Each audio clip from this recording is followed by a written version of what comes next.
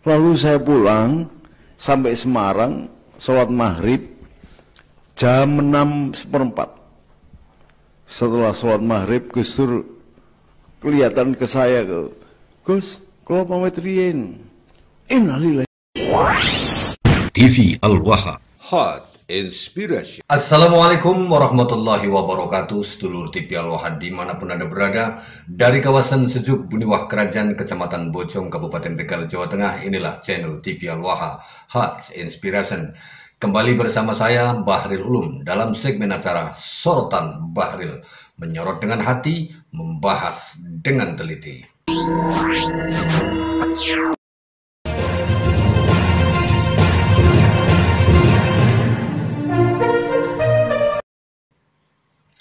Sedulur TV Al-Waha, pada pertemuan kali ini kita akan mendengarkan pesan terakhir Kiai Haji Abdurrahman Wahid Gus Dur sebelum beliau meninggal dunia kepada pengawal pribadinya, sedulur TV Al-Waha. Nah, siapa pengawal pribadinya? Beliau adalah Gus Nuril.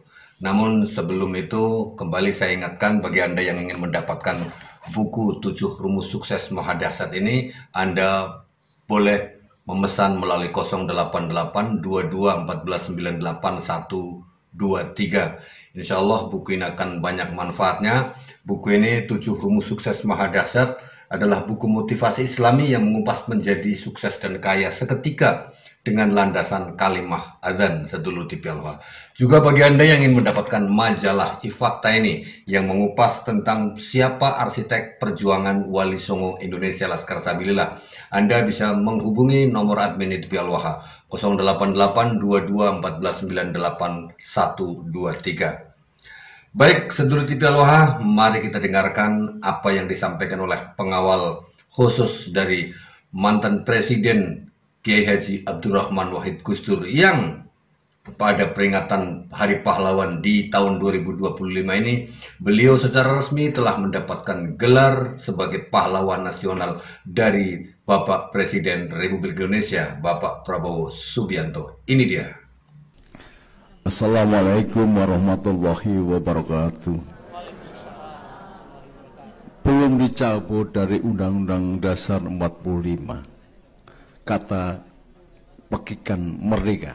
Mari kita sama-sama merdeka, merdeka, merdeka. Dengan mengucapkan merdeka, minimal kita ini terteladani dengan sikap kemerdekaan jiwa kita. Gus Dur lah yang mengajarkan tentang kemerdekaan jiwa itu. Gus Dur itu bukan hanya sekedar nekat, tapi beraninya luar biasa. Di mata saya, terakhir saya selama seminggu menunggu Gus Dur. Kemudian kepingin dimasakkan oleh istri saya ayam manggang. Kemudian saya bawa ke rumah sakit, sak teremos itu ayam manggang nggak boleh ada yang nyentuh, dimakan sendiri. Nah, suatu saat sedang saya pijiti di rumah sakit RSCM, tangannya yang kiri lebih gede dari kakinya. Lalu kemudian Dokter Umar datang menemui Gus Dur dengan saya, mengatakan, "Kang, dirawat di sini atau di rumah sakit medika lagi yang lain?" Saya jawab, Gus Dur tanya pada saya, "Gimana Gus?" "Alah, di sini aja loro podo wae, ke rumah sakit sana sama sini Gus." "Wis mene wae Mar, nang kene wae, kancane Gus Nuril." Lah, karena saya sudah seminggu nungguin Gus Dur, saya pamitan, "Gus, saya tak pulang dulu. Saya ini ada kewajiban kepada sampean, juga kewajiban kepada pondok, ada kewajiban ngeloni bojo, jadi saya mau dulu, sudah seminggu di Jakarta." Saya bilang, "Wah, sampean ini cek kenteng Gus." "Ya, insya Allah lah, meskipun stroke juga masih kenteng," ya begitu. Nah, saya pamit, kemudian Saya dipanggil lagi oleh Gus Dur. Lagi jalan 3-4 langkah di rumah sakit RSCM. Gus, kula bejani Gus. Wonten napa Gus? Niki ini wonten hadis enggal. Saya bingung. Nabi Muhammad sudah 1600 tahun kok ada hadis baru, ini hadis apa? Saya pikir apa barangkali ada hadis yang saya belum hafal atau bagaimana, atau dirawikan oleh perawi yang tidak terkenal gitu. Hadisnya apa Gus?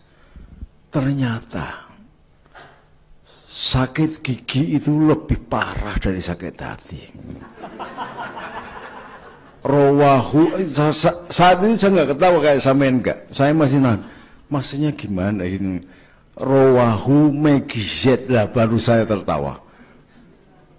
Yang meriwayatkan ternyata Megizet. Terus aku tahu ngakak-ngakak, dokternya datang, Gus, Bapak amun dijak rembukan dan menjak guyon. Lho niki lho sing marai guyon niki mboten kula. Saking refleksnya saya enggak ngajeni Gus Dur sebagaimana mestinya. Saya bilang niki yang marai guyon.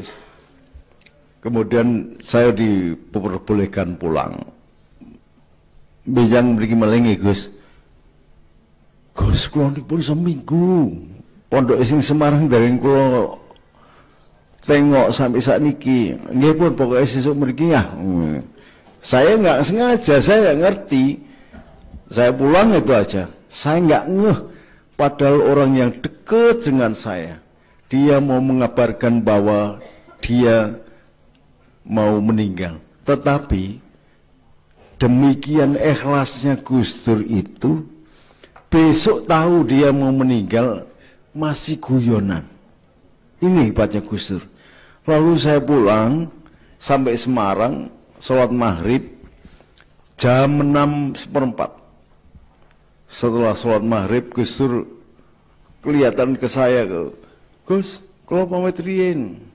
Innalillahi wa inna ilaihi raji'un. Saya langsung ngabari konco-konco Pak Ajun pada waktu itu, Pak Wahid Maryanto, Dr. Wahid Maryanto itu sedang nunggoni di kamar. Saya telepon, Gus, Pak Ajun ini Gus Dur situ. Wah, mboten kula niki ajeng golek buka niki kula poso niki kula ajeng golek buka. Masuk lagi. Gus Dur situ. Wah, ternyata Pak Ajun mau masuk tidak bisa karena di dalam sudah ada SBY sama Menteri Kesehatan. Lah, kenapa kok saya tahu bahwa Gus Dur situ? Pengalaman ketika Gusmi tahun 84 atau 94 meninggal, saya sedang ceramah, itu Gusmi di belakang gitu, Gus, lo ini, secara refleks saya bilang, innalillahi wa inna ilaihi raji'un. Geger, wah Gus Nur gendeng ini. Terus waktu itu belum ada HP, tahun 94 ya, belum ada HP. Lalu telepon sana telepon sini, akhirnya benar Gus meninggal. Maka dari pengalaman itu saya mengerti bahwa Gus Dur meninggal jam 6:15. Kemudian karena orang itu kalau sakit meninggal itu badannya masih hangat, sampai jam 6:50 Menteri Kesehatan baru mengatakan Gus Dur meninggal jam 6:50. Tapi yang benar jam 6:15. Tetapi karena pada waktu itu kemudian gonjang ganjing dianggap sebagai Gus Dur dalam tanda petik, ada rumor yang dibunuh gitu. Saya nggak disebutkan dibunuh siapanya. Maka saya diundang oleh TV One pada waktu itu bersama Ikra Negara atau sama, menjelaskan kalau memang mau menjadikan Gus Dur sebagai alat untuk revolusi, jangan gunakan Gus Dur. Kalau memang tidak suka pada SBY, tolong cari pasal yang lain, jangan gunakan bahwa dia dianggap membunuh Gus Dur. Ini Gus Dur itu demikian hebatnya dan beraninya. Yang kedua, barangkali ini yang berkesan pada saya. Gus Dur itu sering disebut sebagai Kiai KKN. kanan kiri nuntun gitu. Jadi kanan kiri ada yang nuntun kayak saya tadi gitu. Saya kok ya ngalami kayak Gus Dur itu lah. Jalan susah gitu. Dia nggak bisa melihat, tetapi dengan ketulusan hatinya berpegang pada walaqad karomna ala bani Adam. Allah sendiri yang mengangkat dan memuliakan anak turun Adam. Maka tidak ada orang yang harus dan melakukan pelecehan, penistaan agama, dan bahkan pengerusakan tempat-tempat ibadah. Gus Dur berdiri di depan. Kalau misalnya orang gagah, orang yang masih gagah, itu wajar. Gus Dur itu kanan kiri nuntun, tetapi membela sekolah Kristen yang ada di Bintaro karena dipersekusi atau dirusak oleh kelompok intoleran. Dan semua siswanya, semua gurunya dilindungi oleh Gus Dur.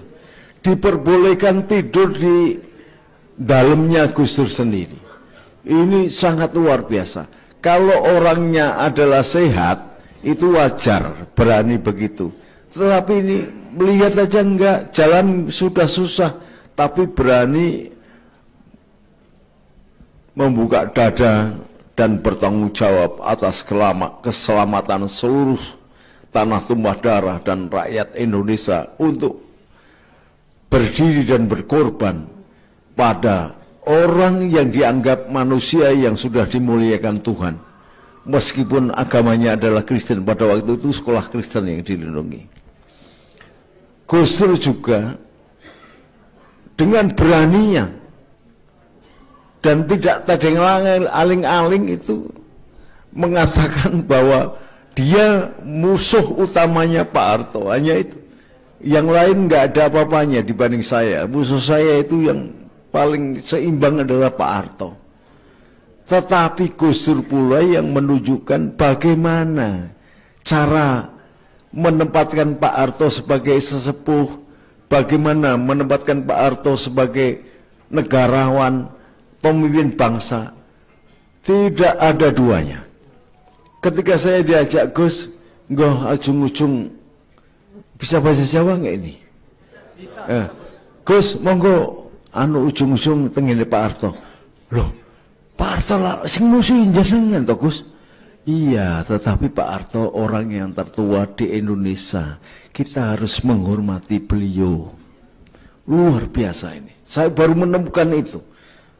Kayak seperti ketika saya diajak oleh Gus Dur untuk jenguk Pak Matori Abdul Jalil yang sakit. Saya itu masih sakit hati itu dengan Pak Matori Abdul Jalil, dengan persoalan lain lah. Tiba-tiba Gus nggih nilai Kang Abdul Jalil. Wah, kalau sing teng itu disi Gus, kalau diundang sarapan pagi teng ini Gedung Putih. Padahal ya enggak. Cuman ngapus sana, saya nggak mau ketemu sama Mas Matori Abdul Jalil yang menurut konotasi, menurut saya itu sempat mengkhianati dalam tanda petik kepada Gus Dur. Ini loh yang sekarang barangkali menurut saya nggak perlu ada gelar pahlawan itu nggak. Karena Gus Dur itu sudah pahlawan di hatinya. PKB ini nggak ada Gus Dur, nggak ada apa-apanya. Mas Rusiki Rawan itu sendiri pernah suatu saat di Loren Solong kepengen ketemu Gus Dur, ngempungi saya temukan di kamarnya. Siapa saja presiden yang tanpa tedeng aling-aling setiap hari itu menerima santri-santri. Ada Gus Adi yang gendeng juga itu. Setiap kalau datang itu jam 5 pagi bawa 3 bis dari Pasuruan. Kenapa Gus? Sekedar sambang mawon.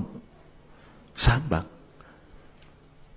Hanya untuk ketemu, mencium tangan atau sudah lihat wajahnya gitu terus pulang. Ini yang membuat PKB jadi besar. Jadi saya menghormati kalau Pendeta Loren kemudian mengadakan semacam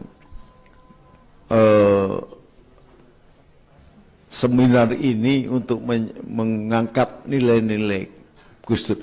Bahwa PKB tetap memperjuangkan agar jadi pahlawan nasional, iya. Tapi Gus Dur itu tidak perlu diangkat jadi pahlawan nasional. Karena dia adalah pahlawan yang hidup di hati seluruh rakyat Indonesia. Saya sempat, kalau masih ada waktunya, atau barangkali nantilah, saya cukupkan sekian. Mohon maaf saya ngomongnya kurang fasih, karena saya sedang stroke. Jadi ini kalau sampai lihat dulu tahun 99, 2000, 2001 sebagai Panglima Pasukan Berani Mati, sekarang menjadi pendekar kaki 3. Jadi mohon maaf. Tapi dengan kecintaan saya hormat kepada Pendeta Loren dan kemudian kawan-kawan sebagai narasumber termasuk Bante Jamasubo, Romo Magdi Susino, teman-teman saya yang sering memang berjuang tanpa pamrih untuk merukunkan umat. Dan sekarang tolong diingat, kalau kita tidak rapat-rapatkan barisan, kalau pasukan saya masih utuh 380.000, sekarang bernama pasukan Patriot Garuda Nusantara yang siap membela. Tapi mendatang itu tidak terprediksi. Kondisi Indonesia tidak terprediksi. Bisa macam-macam. Tetapi saya bukan dukun, nanti dikira dukun meramalkan. Tapi percayalah, lebih baik kita kegiatan semacam ini dipersering dengan tidak hanya sebagai lamis atau cuman di luar aja seremonial, tetapi merembes masuk di hati. Saya ingin tanya, apakah panjenengan semua ini sudah mengetahui sebelah sampai namanya siapa? Yang duduk ini sudah tahu semua sebelahnya namanya siapa?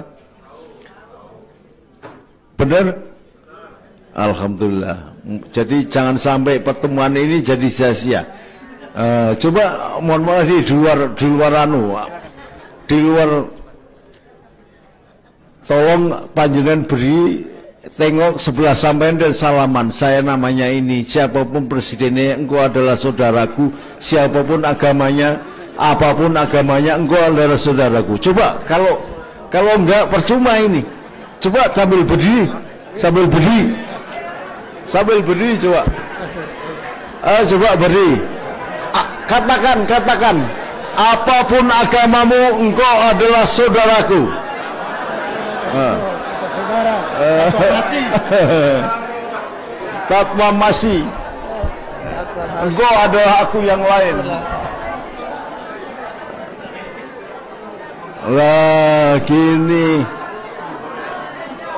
Alhamdulillah, silakan duduk lagi. Boleh tepuk tangan untuk kita semua. Ila akhir. Assalamualaikum warahmatullahi wabarakatuh.